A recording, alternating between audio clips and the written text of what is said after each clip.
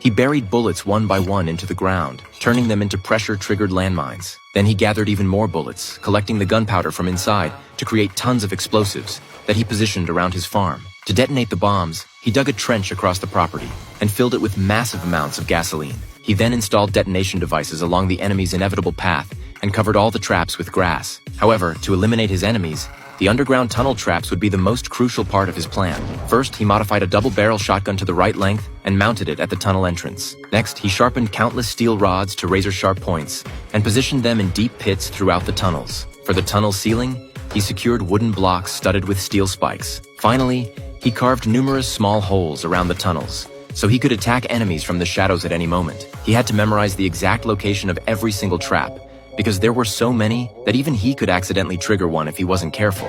If any enemy happened to avoid all the traps by sheer luck, they would face his compound bow cranked to maximum draw weight. To ensure his enemies had no escape route, he also installed claymore mines and C4 explosives throughout the tunnels. Unlike his previous battles, this time Rambo wasn't fighting for survival. He was fighting for revenge. He was determined to turn this place into his enemy's graveyard. But what kind of enemies could drive a nearly 70-year-old Rambo to such extremes? It all came down to his daughter. After retiring from service, Rambo never married or had children of his own. It wasn't until he was 50 that he adopted a daughter. But when she grew up, she insisted on going to Mexico to find her biological father. Rambo warned her not to go, telling her that her father was nothing but scum. But Lisa completely refused to listen and stubbornly insisted on finding that scumbag, never realizing this trip would cost her life. Eventually, with help from a friend in Mexico, Lisa managed to track down her biological father. However, just as Rambo had warned, the man was completely heartless. Simply because Lisa was a burden to him, he had abandoned her, and her mother had been beaten to death by this same man. Learning all this devastated Lisa. To cheer her up,